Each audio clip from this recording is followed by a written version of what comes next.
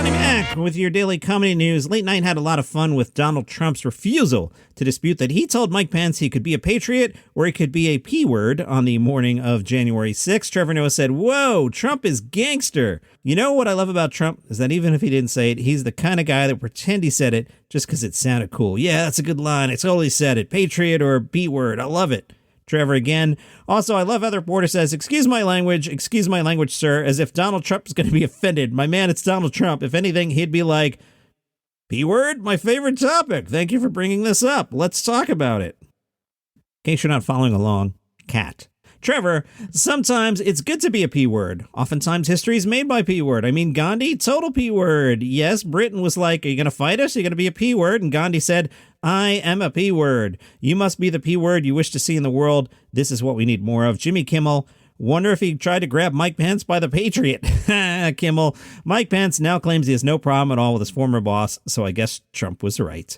The 9th annual Patrice O'Neal comedy benefit coming back in 2022. Bill Burr announced this on his socials. Pretty good lineup.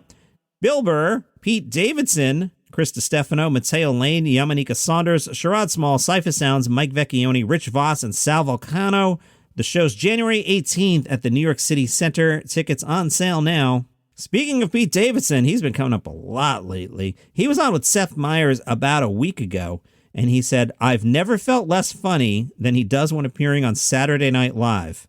You're surrounded by the funniest people all the time, you know? When I'm there, I'm just like, oh, I'm garbage. Because you watch Kate McKinnon. By the way, Pete, you're not watching Kate McKinnon. I don't know why we're pretending Kate McKinnon is on this season. Has anyone seen Kate McKinnon on Saturday Night Live this season? More people have seen Bob's Burgers, and we all know that show's a hoax. Kate is not on SNL. I don't know what Lorne Michaels is up to, but I digress. Pete Davidson said, because you watch Kate McKinnon or Chloe Fineman or Keena Thompson do like 100 billion things, and my line will be like, hey, everybody. That's kind of true. But it's just like, I know my place.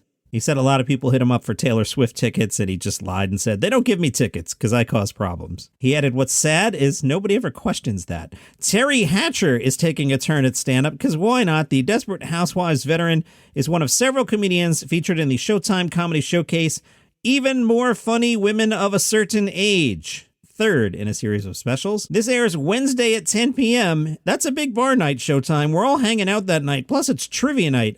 I don't know if I'm staying home to watch Terry Hatcher do stand-up comedy. No offense, anybody. This will be Hatcher's debut comedy special. Yeah. She's joined by comedy vets Carol Montgomery, Wendy Liebman, Monique Morvez, Leanne Lord, and Marsha Warfield discussing sex, dating, and copywriting rule of 3, how they hilariously made it through the pandemic. From indie star Kurt Vonnegut made Lewis Black want to become a comedian. You didn't expect me to say that sentence. Now, Lewis Black will chair the Vonnegut Library. His term begins January 1st, it lasts for a year. As chairperson, Lewis Black's responsibilities include ensuring fiscal responsibility, leading meetings virtually or in person, I wonder which he'll choose, and following the organization's strategic plan. The move also makes him a member of the governing board for 3 years. Lewis Black has been an honorary board member for almost 10 years, assisting with fundraising, promotion, and in copywriting rule of 3, getting to know those behind the museum. The comedian first learned about the museum around a decade ago. A woman approached him, asked him to sign some books, and asked if he liked Vonnegut. He put down his pen and looked in her face. Of course I do. She asked if he'd like to be a member of the new organization creating the museum. Lewis Black said, yes, I wanted to be part of something that would tell the tale of someone who means so much to me. He became a Vonnegut fan as a young person working a summer job as a parking lot attendant. That left him a lot of time to read in between collecting money. He said that Vonnegut's world in Cat's Cradle changed him. Finally, I didn't feel so crazy anymore. He made me feel comfortable in what I thought was my madness. I immediately followed up by reading Sirens of Titan, and then whatever he wrote, I would read. He was my psychic roadmap. A lot of good buzz on Being The Riccardos. Variety wrote about it. Being The Riccardos centers on a single production week of I Love Lucy. That's the hit sitcom that ran for 6 years, ending in 1957. You've probably heard of it if you listen to this pod.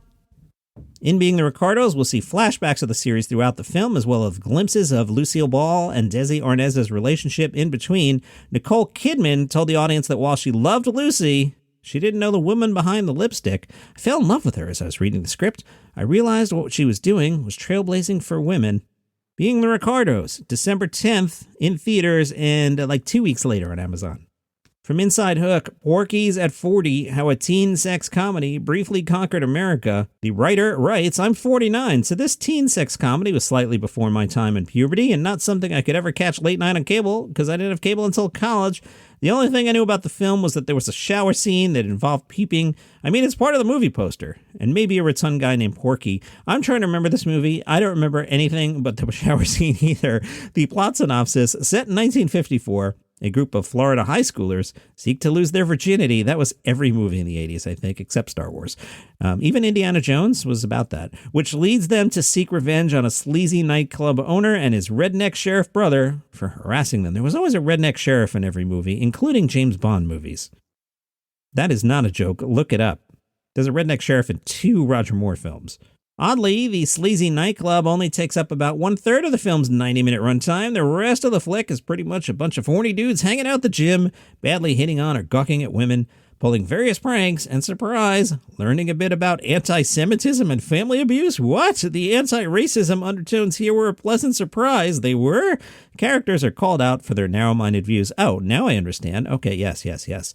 Although that doesn't mean the very white male-centric cast is all that progressive. The boys peeking the women in the gym's locker rooms. While caught, there are few consequences, and the camera certainly lingers. I guess the film gets some points for male nudity. Exploitation should be shared.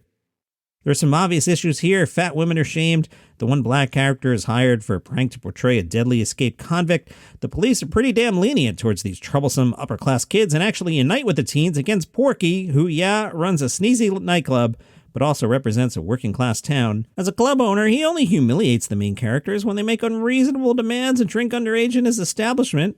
I'm certainly not on Porky's side, but he does call out these entitled brats for coming to his neighborhood. It's a class thing. And sadly, the movie is certainly on the side of the white middle-class folk. I believe this film is presently owned by Howard Stern. Howard Stern bought the rights when he was Howard Stern, not this imposter Howard Stern that's on Sirius these days, the one that lives in the Hamptons with a second wife. Not that guy.